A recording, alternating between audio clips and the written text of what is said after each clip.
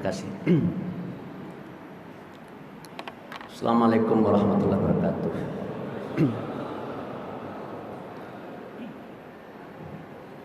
Alhamdulilladzi arsala rasulahu bil huda wa dinil haqq yudhhiruhu 'ala dini kullihi wa kafa billahi syahida. Asyhadu an la ilaha illallah wa asyhadu anna Muhammadan abduhu wa rasuluh. Qala Allah Ta'ala fil Qur'anil Karim Bismillahirrahmanirrahim. Wa antasimu bihablillahi jami'an wa la tafarraqu. Sadaqallahu adzim. Bapak dari DKM Masjid Azatul Islam, Bapak Aris Haryadi sebagai ketua, juga ada Pak Dudi sebagai wakil ketua. Pak Dudi ini ternyata anak beliau mahasiswi saya di UIN Jakarta. Kemudian Bapak Bendahara DKM tadi bersalaman, tapi saya belum sempat mendengar nama beliau. Cuma beda antara ketua DKM dengan bendahara DKM itu dari sisi fisik ya. Kalau ketua kurus badannya, kalau bendahara gemuk badannya. Ya, jadi kurus itu melambangkan apa ya? Kurang sejahtera. Kalau gemuk melambangkan sejahtera gitu. Ya itulah kira-kira ya. Dan juga kepada Ketua PDM Pak Suyatman tadi itu dulu memang bawahan saya ketika saya menjadi Direktur Rumah Sakit Islam Jakarta Pondok Kopi. Tapi beliau itu adalah karyawan yang kritis ya, suka mengkritik saya, beliau itu suka mengkritik Pak Suyatman. Dan juga tadi ada wakil dari PDM, wakil-wakil dari cabang, kemudian Pak Fakhrudin dari Ranting, dan yang sangat mengejutkan saya, teman-teman dari Nahdlatul Ulama juga hadir. Dan kebetulan tadi ada dua tokoh, salah satu adalah tokoh ketua NU cabang sini sedang sakit, bersama siapa satu lagi tadi yang juga sakit. Oleh karena itu mari kita doakan. Allahumma anta syafi la shifa illa shifa'uka fa ashfihi ma ya Allah shifaan la yughadiru saqama. Ya Allah ya Tuhan, Engkaulah yang maha menyembuhkan. Dan kami berharap ya Allah supaya beliau berdua itu Engkau sembuhkan dan Engkau sehatkan, sehingga mereka berdua itu memiliki kesehatan yang prima, sehingga beliau-beliau itu bisa melaksanakan tugasnya dengan sebaik-baik. Kemudian saya juga menyampaikan rasa terima kasih ya kepada Pak Fakhrudin. Sudah saya sebut tadi Pak Fakhrudin belum ya? Sebagai ketua. Sudah saya sebut tadi belum? Ini saya sudah agak pelupa dengan itu. Juga ada Pak Dr. Jainuddin ini Pak Jainuddin ini rektor dari Institut Bisnis Muhammadiyah yang ada di Bekasi. Dan ini adalah seorang rektor yang bagi saya luar biasa ya, masih muda tapi semangat tinggi, dan sekarang alhamdulillah institut yang beliau pimpin sudah mulai bagus gitu. Dan juga ada saudara Hefinal. Saudara Hefinal ini baru dikukuhkan sebagai wakil sekretaris Majelis Tabligh Pimpinan Pusat Muhammadiyah periode 2022-2027. Kebetulan warga sini. Ya, jadi Pak Zainuddin tadi itu di komplek apa, saya sudah datang melihat rumahnya.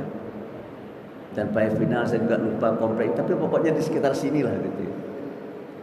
Cuma saya datang tanpa memberitahu mereka berdua gitu. Saya foto-foto saja rumahnya. Kemudian ini ada adik saya yang sudah lama tidak bertemu nih, Adinda Ozi Syahputra, yang dulu filmnya menakutkan ya. Si Manis Jembatan Ancol kalau tidak salah ya. Jembatan Ancol. Ya kita kesal juga dengan hantu itu ya. Dan hantunya ada di sini hari ini gitu. Pak Ozi Syahputra.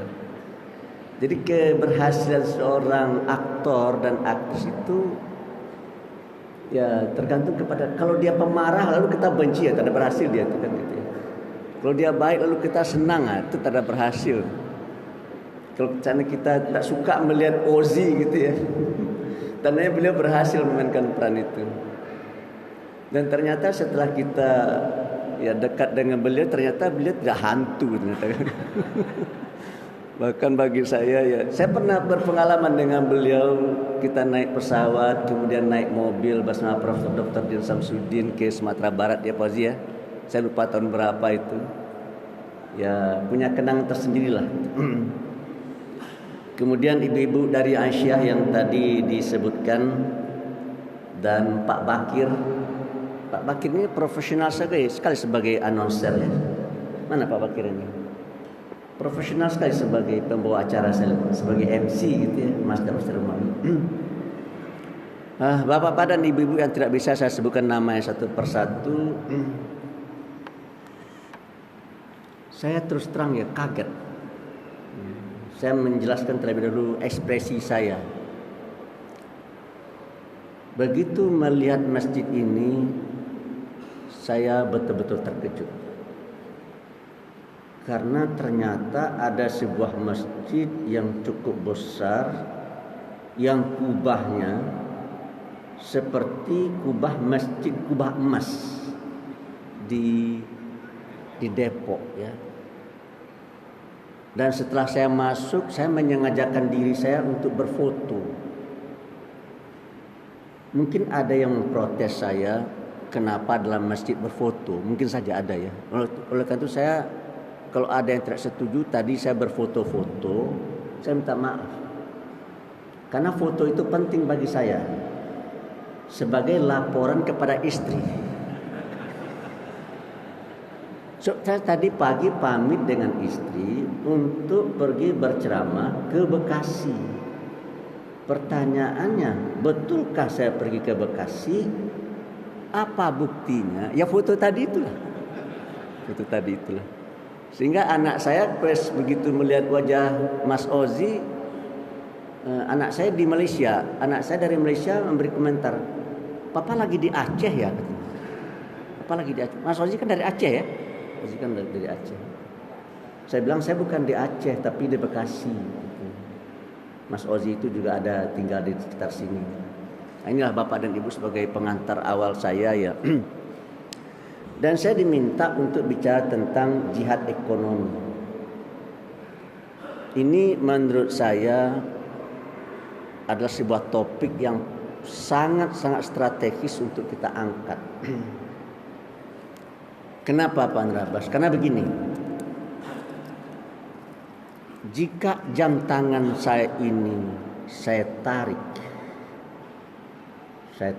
dan saya tarik, maka dia pasti akan putus. Begitu dia putus, dia jatuh, dan mungkin jam saya ini bercerai-berai, berderai-derai, sehingga tidak lagi bisa berfungsi secara baik. Tuh. Nah, kira-kira kalau jam tangan saya ini saya tarik dan putus, pertanyaannya adalah dia akan putus di bagian mana? Dia akan putus di bagian mana? Jawabnya adalah dia akan putus di bagian yang terlemah. Gitu. Umat Islam ini juga akan bisa berderai-derai. Umat Islam ini juga akan bisa berserak-serak. Kalau seandainya umat Islam ini tidak menutup kelemahannya. Tuh. Jadi umat Islam ini nasibnya bukan ditentukan oleh kekuatannya, tapi sangat ditentukan oleh kelemahannya. Di mana titik lemah umat Islam itu? Profesor Dr. Dam Raharjo tahun 1990-an pernah menyatakan kepada Profesor Dr. Din Samsudin dan saya, dia bilang begini, ada 9 elit strategis yang harus kamu perhatikan. Karena 9 elit strategis ini sangat menentukan corak serta ritme kehidupan berbangsa dan bernegara. Jadi kalau seandainya kita ingin mewarnai corak serta warna dan ritme kehidupan berbangsa dan bernegara, maka 9 elit strategis ini harus kita rebut, harus kita kuasai. Gitu. Tetapi setelah saya pelajari, menurut saya tidak 9, tapi mungkin 11 atau 12 elit strategis. Yang pertama adalah elit strategis agamawan. Yang kedua ada elit strategis politisi. Yang ketiga adalah elit strategis cendekiawan. Yang keempat adalah elit strategis pengusaha. Yang kelima adalah birokrat. Yang keenam kelompok profesional. Yang ketujuh jurnalis. Yang kedelapan pendidik. Yang kesembilan pekerja sosial. Yang kesepuluh budayawan. Yang ke-11 tentara dan polisi. Dan yang ke-12 adalah saudara kita yang ada di lembaga yudikatif, hakim dan jaksa. Jadi semestinya kalau seandainya kita ingin memberi warna, maka kita harus bisa berusaha untuk menempatkan orang-orang kita di puncak-puncak piramid di setiap elit itu. Dalam bidang politik kita harus bisa menempatkan orang-orang kita di puncak-puncak piramid. Jadi masyarakat itu kayak piramid gini. Kita bisa meletakkan orang-orang kita di puncak-puncak piramid tersebut. Dalam bidang birokrasi, ya. Dalam bidang jurnalis, dalam bidang pendidikan, dalam bidang kepolisian dan ketentaraan, kita harus berusaha untuk menempatkan.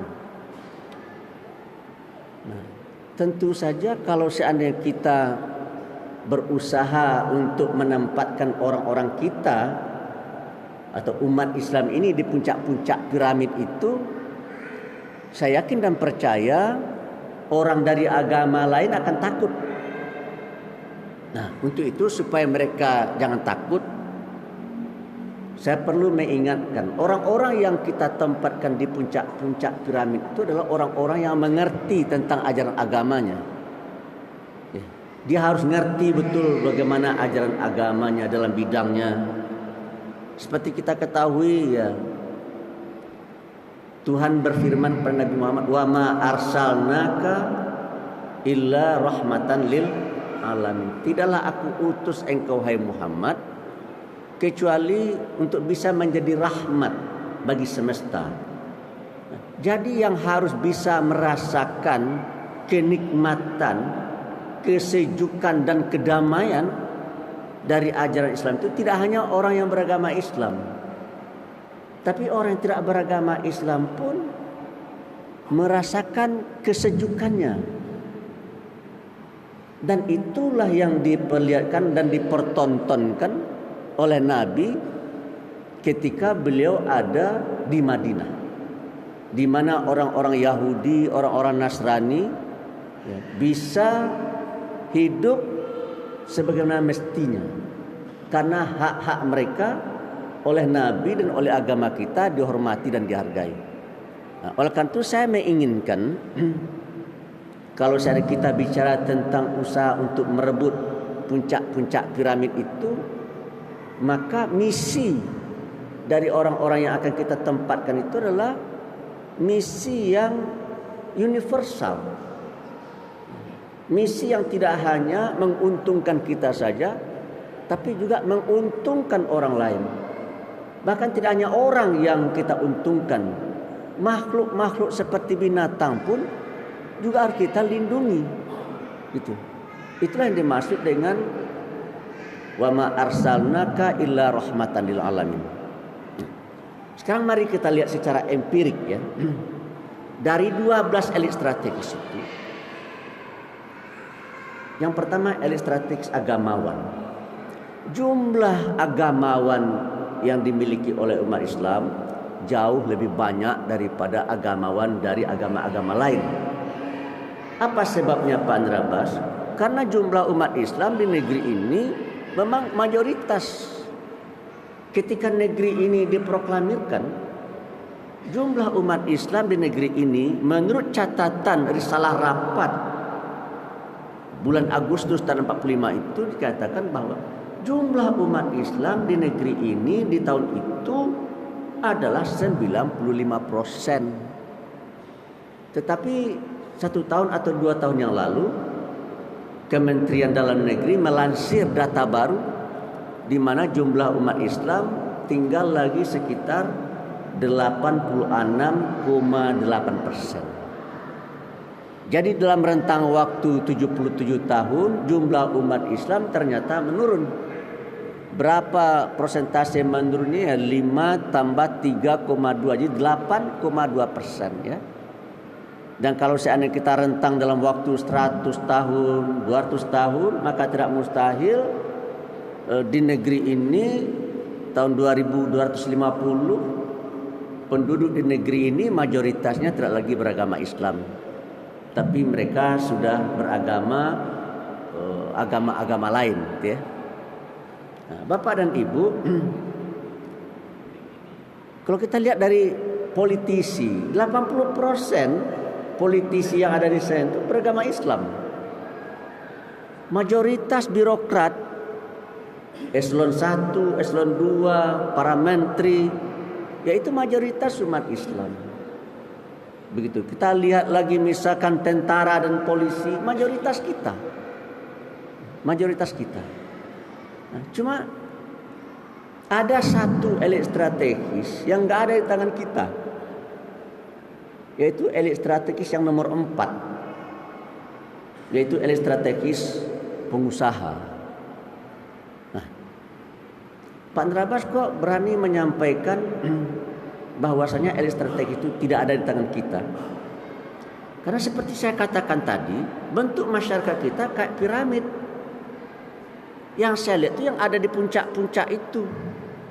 Nah, sekarang kita lihat siapa yang berada di puncak piramid itu. Kalau dalam bidang politik misalkan ya, 9 partai politik yang ada di Senayan itu semuanya beragama Islam itu.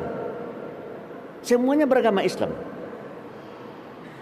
Nah, sekarang kita lihat mayoritas atau beginilah, kita lihat di kepolisian memang yang tertingginya tidak beragama Islam, tapi yang di bawah-bawahnya banyak Islam. Kalau di angkatan darat Islam, angkatan laut Islam, angkatan udara Islam gitu ya. Panglimanya Islam, panglima TNI Islam. Gitu. Nah, sekarang kita lihat di elit strategis pengusaha. Dari 10 pengusaha terkaya di negeri ini, 10. Berapa orang yang beragama Islam? Hanya 1. Jadi jumlah kita umat Islam di negeri ini kita bulatkan 90%. Representasi kita di 10 orang terkaya hanya 1. Teman-teman kita yang jumlahnya hanya 10%, representasi mereka di 10 orang terkaya di negeri ini Di 20 orang terkaya, representasi umat Islam hanya ada 2. Satu dari pribumi, yang satu dari etnis keturunan. Ya. Dan yang satu yang tidak beragama Islam, keturunan India. Dari 50 orang terkaya di negeri ini, hanya 3 orang yang beragama Islam. Jadi yang 47 orang tidak beragama Islam. Timbul pertanyaan, apa dampaknya itu Pak Nurabas terhadap kehidupan berbangsa dan bernegara serta terhadap kehidupan keumatan di negeri ini? Ada teorinya. Kalau kita bicara tentang Muhammadiyah itu adalah gerakan Islam. Muhammadiyah itu adalah gerakan tajdid. Muhammadiyah itu adalah gerakan dakwah amar ma'ruf nahi munkar. Dan Muhammadiyah itu juga adalah gerakan ilmu. Lalu timbul pertanyaan, apa kata ilmu?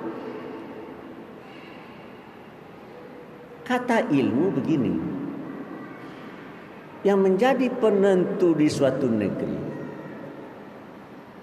itu bukan politisi. Yang menjadi penentu di satu negeri bukan cendekiawan. Yang menjadi penentu di satu negeri bukan tentara, bukan polisi. Yang menjadi penentu di satu negeri itu adalah para pemilik kapital. Makanya ketika saya bertanya kepada Kwik Kianggi, Pak Kwik, kok Bapak ini bisa menjadi ini dan menjadi itu? Kok bisa? Kata beliau begini, karena didukung oleh 9 naga kuning. Siapa 9 naga kuning itu? Tidak ada wajahnya di sini. Wajahnya nggak ada di sini. Yaitu saudara kita dari etnis Cina. Begitu. Bapak dan Ibu, saya tidak ingin mengembangkan sentimen ras. Dan saya juga tidak ingin mengembangkan sentimen agama. Saya hanya ingin bicara apa adanya. Kita tahu Amerika sebagai salah satu negara dikuasa di dunia. Siapa presidennya? Dulu pernah Barack Obama, lalu digantikan oleh siapa tuh? Donald Trump. Kemudian Donald Trump digantikan oleh Joe Biden. Kalau kita buat pertanyaan, siapa yang menjadi penentu di negara paman Sam tersebut? Mungkin sekilas orang menyatakan yang menjadi penentu adalah Barack Obama sebagai presiden. Mungkin kalau untuk hari ini yang menyatakan bahwa yang menjadi penentu di Amerika itulah Joe Biden yang sekarang jadi presiden. Tapi kalau ditelisik dengan lebih baik, dengan lebih dalam, dengan lebih tajam, ya kita akan tahu bahwa yang menjadi penentu di Amerika itu bukan mereka. Namanya siapa Amerika itu? Amerika itu adalah negara maju. Ekonominya kuat, teknologinya hebat. Timbul pertanyaan, siapa itu yang mengendalikan itu semua? Ya Bapak pergi aja ke New York. Bapak jalan-jalan saya di Wall Street. Ya kalau Bapak pergi ke New York, ke Wall Street, Bapak akan tahu siapa. Yaitu Yahudi. Yahudi yang menentukan ritme dan gerak kehidupan politik, ekonomi, budaya Amerika itu. Karena dengan kekuatan ekonominya dia bisa memberi warna terhadap kebijakan-kebijakan politik, kebijakan-kebijakan ekonomi yang dibuat oleh pemerintah Amerika. termasuk kebijakan yang berhubungan dengan politik luar negeri. Makanya sampai hari ini nasib rakyat Palestina nggak selesai-selesai. Ya. Sudah semua warga, sudah semua negara di PBB itu mengutuk tindakan Israel, tapi di voting oleh Amerika. Pertanyaannya, apakah tidak bisa kita melawan Amerika itu? Bisa sih bisa, kemungkinan cuma kemungkinan kalah. Kenapa? Karena kekuatan ekonominya luar biasa, kekuatan politiknya luar biasa, kekuatan militernya luar biasa. Dengan apa dia biaya itu semua itu? Ya dengan duit. Nah, siapa yang punya duit di sana? Ya Yahudi gitu. Makanya kalau nanti menurut saya, dalam perkiraan saya ya, karena ada firman Tuhan punya begini, wa tilkal ayyamu nudawiluha bainan nas. Era itu kata Tuhan akan saya pergilirkan di antara manusia. Jadi dari ayat ini saya bisa membuat kesimpulan bahwa tidak akan ada satu suku bangsa pun di dunia ini, bahwa tidak akan ada satu negara pun di dunia ini yang akan mampu mempertahankan kejayaannya untuk selama-lamanya. Ini firman Tuhan. Mari firman Tuhan ini kita uji secara empirik. Kita lihat di zaman Nabi. Di zaman Nabi ada dua kerajaan besar, Bizantium dan Persia. Salah satu rajanya Kaisar Heraklius dari Bizantium, dan dari Iran Persia adalah Yazdajir. Kuatnya luar biasa. Dan pada masanya tidak terbayang oleh orang yang namanya Bizantium dan Persia itu akan hancur. Tapi faktanya hancur. Muncullah daulat Bani Umayyah. Luar biasa di Damaskus dan di Cordova sana, di Spanyol sana. Luar biasa. Orang pada masanya tidak membayangkan yang namanya daulat Bani Umayyah itu akan hancur. Hancur. Muncul daulat kakek saya, daulat Abbasiyah. Hebat sekali Harun Ar-Rasyid. Hancur. Muncul lagi daulat Turki Utsmani. Hebat sekali. Separuh Eropa itu dia kuasai itu. Hancur. Muncul era Eropa. Inggris, Belanda, Spanyol, Prancis, Portugis, itu kan luar biasa. Tapi kemudian meredup, muncul Amerika. Tuh. Dan sekarang ini Amerika kuat luar biasa. Cuma yang menjadi pertanyaan begini, apakah Amerika dan Eropa ini akan terus berkuasa, Pak Andrabas? Jawabnya tidak. Era Eropa dan era Amerika ini pasti akan berlalu.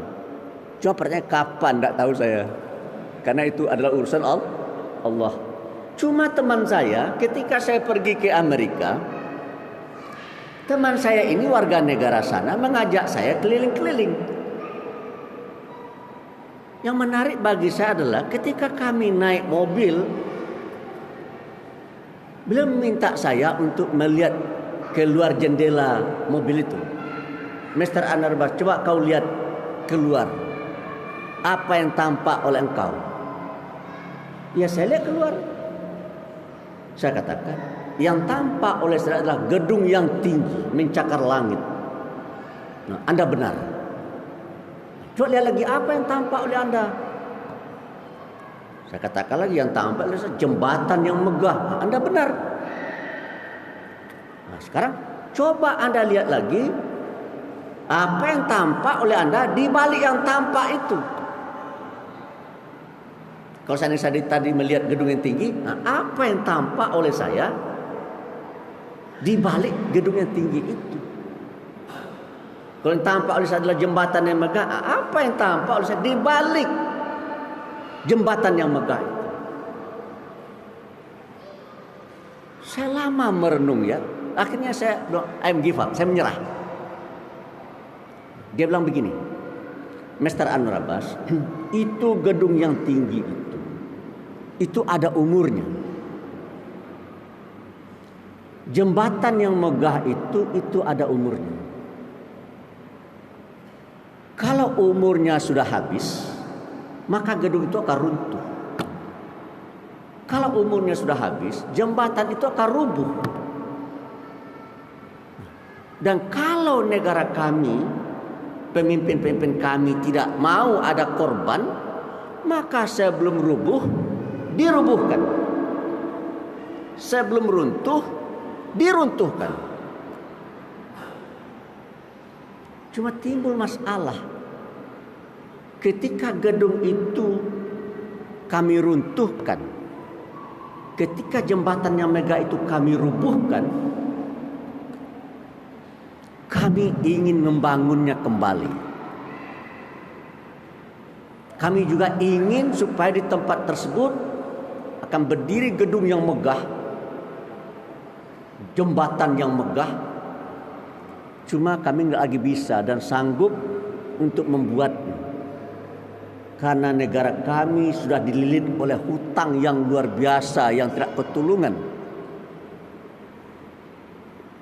Dan ketika itu terjadi, maka usai dan tamat era Eropa dan era Amerika tersebut. Timbul pertanyaan, negara mana yang akan menggantikan? Gitu. Kalau era Eropa dan era Amerika ini akan berakhir, karena itu adalah sunnatullah, negara mana yang akan menggantikan?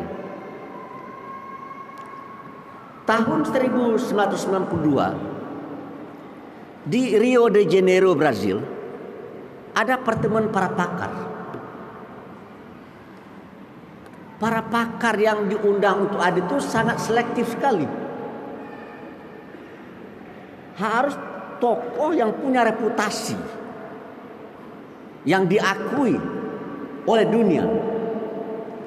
Dari Indonesia ini yang hadir adalah Profesor Dr. Emil Salim,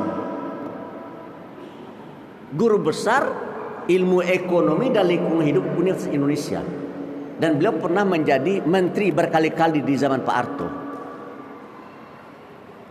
Apa yang terjadi dalam pertemuan para pakar itu? Pertemuan itu membuat sebuah kesimpulan bahwa Indonesia, negara kita ini, akan menjadi salah satu negara adik kuasa di dunia 200 tahun yang akan datang. Pak Ozi masih hidup gitu ya. 200 tahun yang akan. Saya rasa anak saya sudah nggak hidup, cucu saya pun mungkin sudah nggak hidup, cicit saya mungkin masih kecil ya. Itu. Lalu Pak Emil Salim terkejut. Dan begitu dia balik ke tanah air, dia menemui orang yang wajahnya agak mirip-mirip wajah saya gitu, kira-kira sedikit. Agak mirip-mirip wajah saya. Siapa tuh Pak? Ayah, Pak Habibie. Ya, wajahnya agak mirip-mirip sedikit dengan saya. Pak Emil Salim menemui Pak Habibie. Pak Habibie, saya baru pulang dari Brazil. Dalam pertemuan itu ada sebuah kesimpulan bahwa negara kita ini punya peluang untuk menjadi salah satu negara adik kuasa di dunia. Cuma lama sekali Pak Habibie. Kata Pak Habibie, kapan itu? Dalam kesimpulan mereka 200 tahun yang akan datang. Bisa nggak kita percepat Pak Habibie? Gitu pertanyaan itu. Bisa nggak dipercepat gitu? Ini cerita ini ada, saya lupa nih, antara dua ya. Kalau tidak di Suara Pembaharuan, di Suara Sinar Harapan. Dulu kan ada koran Sinar Harapan, ada koran Suara Pembaharuan. Sinar Harapan di Bredel, muncul Suara Pembaharuan. Nah, cerita ini saya tidak tahu nih, apakah di Sinar Harapan atau di Suara Pembaharuan. Tapi saya ingat, Pak Habibie minta waktu. Mungkin sekitar 1 bulan beliau berpikir. Dan akhirnya Pak Habibie bilang sama Pak Emil Salim, Pak Emil bisa dipercepat. Nah itu. Menjadi 50 tahun. Nah, jadi Pak Ozi masih kemungkinan merasakan ya. Itu tahun 1992. Tambah 50 berarti tahun 2442. Kalau 2442 umur saya sudah di atas 80 tahun, kemungkinan saya sudah meninggal. Ya. Tapi teman-teman yang masih muda-muda 40, ya saya rasa umur mereka baru sekitar 60 ya, 60 tahun, 58, 60 ya akan menikmati gitu. Jadi bapak-bapak, negeri kita ini akan menjadi negara maju.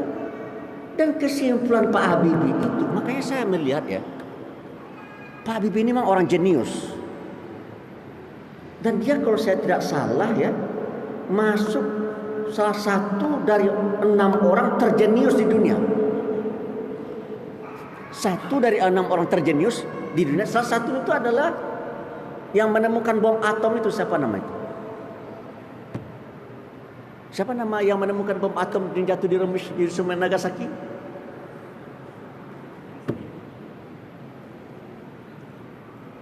Kok saya lupa ya? Ya udah ya. Dia 1 dari 6 orang terjenius. Dia ngomong tahun 1992. Beberapa tahun yang lalu ada sebuah lembaga internasional yang sangat kredibel menyimpulkan bahwa Indonesia akan menjadi salah satu negara adikuasa nomor 4 di dunia dilihat dari produk domestik brutonya. Nomor 1 adalah Cina, nomor 2 adalah India, nomor 3 Amerika, nomor 4 negara kita Indonesia ini. Jadi Bapak dan Ibu jangan anggap enteng negara kita ini nih. Negara kita ini akan menjadi negara maju. Kalau hari ini Bapak menonton Manchester United lawan Liverpool, Real Madrid lawan Barcelona, tahun 2040 enggak lagi. Karena Manchester United tidak akan mampu membayar orang sekaliber Ronaldo. Paris Saint-Germain tidak akan sanggup membayar orang sekaliber Lionel Messi.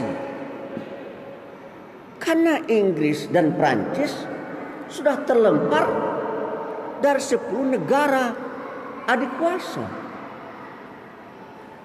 Jadi yang akan ditonton orang tahun 2040-2050 adalah Bekasi United melawan Persebaya. Karena Bekasi United mampu membayar pemain sekaliber Lionel Messi.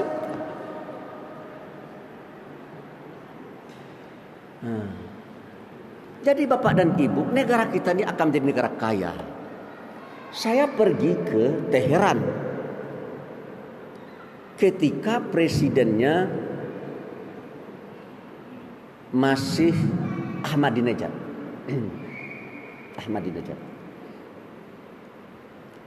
Tapi sebelum saya sampaikan apa yang saya dapatkan di Teheran tersebut, saya ingin menyampaikan, karena Muhammadiyah itu gerakan ilmu. Apa kata ilmu? Dua orang futurolog ahli masa depan, suami istri, namanya John Naisbitt dan istrinya Patricia Abuden. John Naisbitt menyatakan begini, abad ke-21. Dia menyatakan ini tahun 1980-an.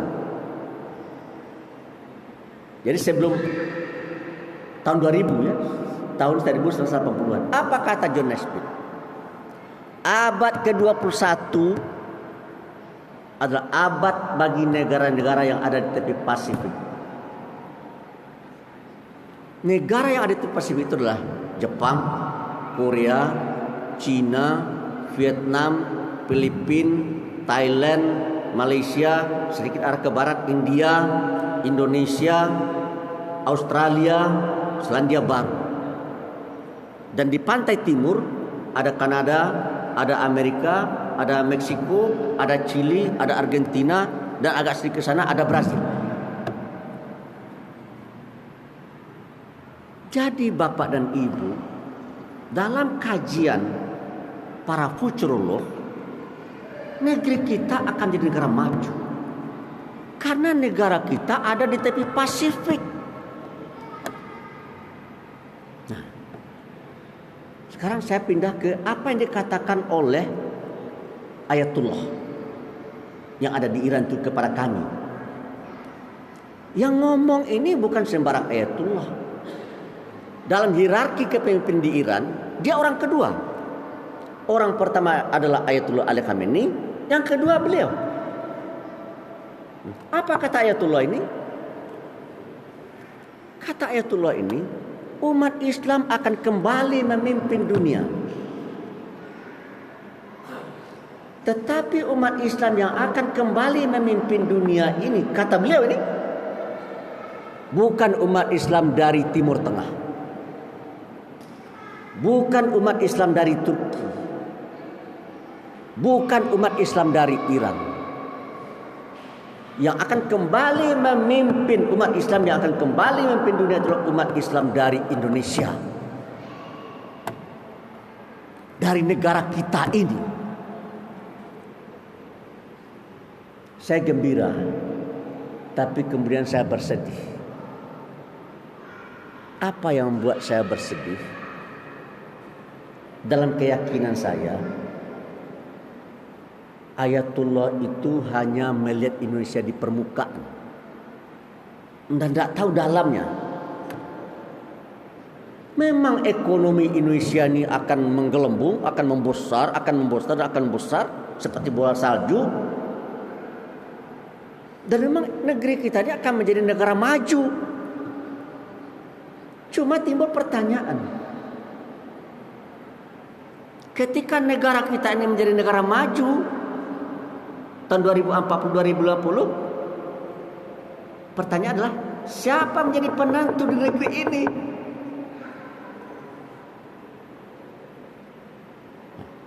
Kata ilmu dan dalam teorinya, yang menjadi penentu di suatu negara adalah orang yang menguasai sumber daya material di negara tersebut.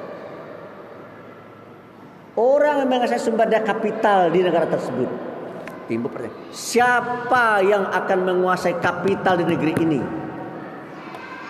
Itulah yang akan menjadi penentu di negeri ini ketika negeri ini menjadi negara maju. Siapa itu Pak Andrabas? Ya saudara-saudara kita dari etnis Cina. Nah, kebanyakan kawan-kawan kita di etnis Cina itu agamanya tidak beragama Islam.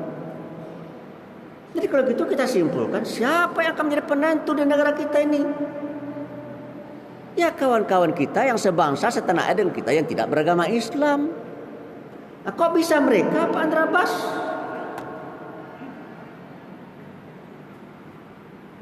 Ya karena mereka yang menguasai ekonomi dan bisnis. Dan juga mereka yang menguasai politik.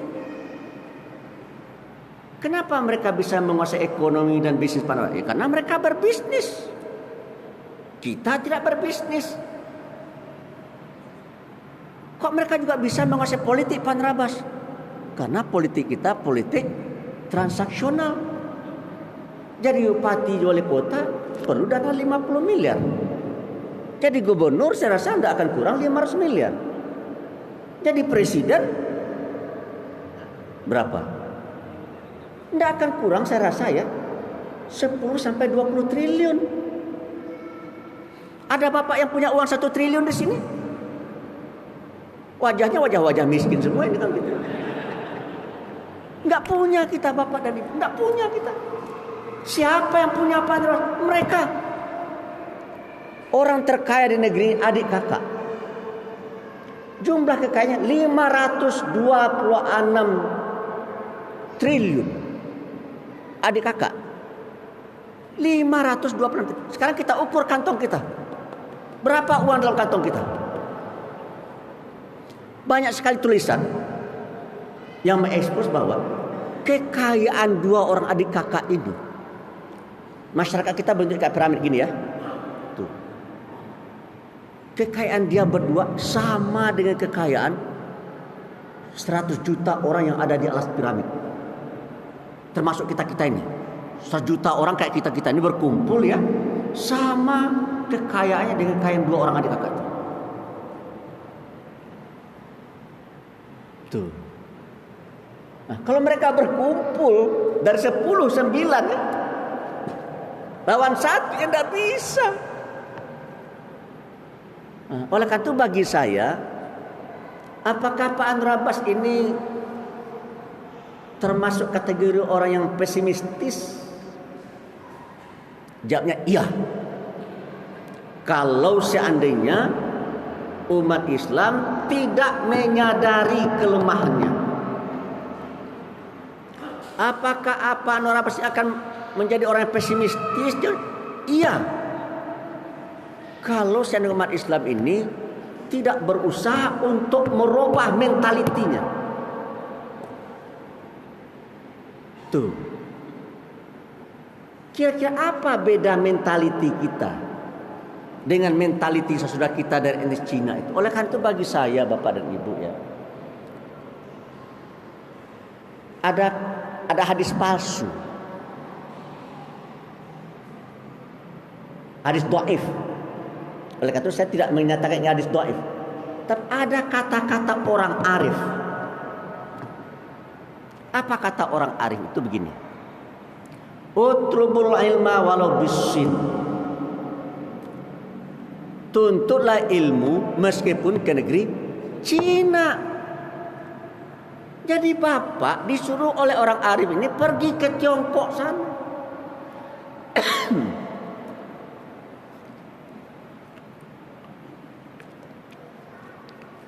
Bapak oleh orang arif ini disuruh pergi ke Beijing, disuruh ke Guangzhou, disuruh ke Hong Kong.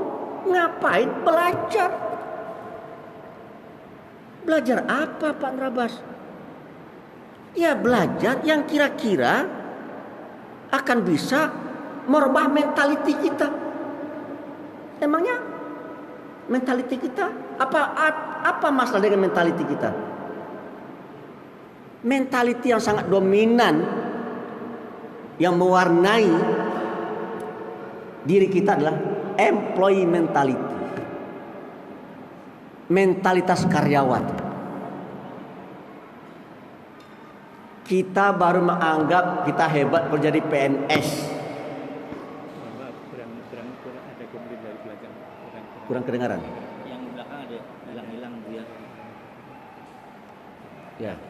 Mentality kita yang dominan adalah employee mentality.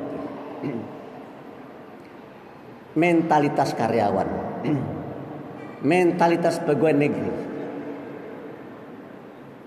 Yang namanya karyawan dan pegawai negeri itu adalah orang yang takut menghadapi resiko. Dia ingin hidupnya aman dan nyaman. Nah, dalam teorinya ya, atau kata ilmu, high risk, high return. Semakin tinggi resiko yang kita hadapi, semakin besar keuntungan yang akan bisa kita peroleh. Low risk, low return. Semakin rendah resiko yang kita hadapi, semakin rendah tingkat keuntungan yang kita peroleh. Makanya dalam benak saya, kalau Bapak ingin kaya, impossible. jika Bapak jadi pegawai negeri, jika Bapak menjadi karyawan. Saya teringat ya akan seorang jenderal di negeri ini, sudah meninggal kalau saya tahu. Namanya Jenderal Rudin. Jenderal Rudin ini pernah menjadi KSAD. Dan kemudian beliau oleh Pak Harto pernah dipercaya menjadi Menteri Dalam Negeri. Apa kata Pak Rudin ini? Beliau waktu itu Menteri Dalam Negeri. Kalau ada karyawan di departemen saya ini yang punya rumah di Pondok Indah, sementara dia tidak punya bisnis dan orang tuanya tidak meninggalkan harta warisan yang banyak, maka saya pastikan karyawan saya itu korupsi. Tapi hari ini saya lihat banyak pejabat rumahnya di Pondok Indah. Kalau gitu kesimpulan kalau pakai teorinya Rudin ini apa itu? Berarti dia mendapatkan uangnya dengan cara-cara yang melanggar hukum. Baik hukum positif yang ada di negeri kita maupun hukum agama.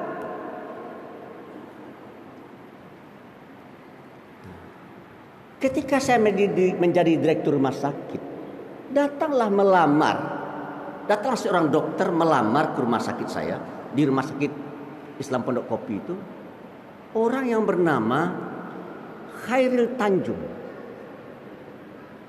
dokter kebidanan.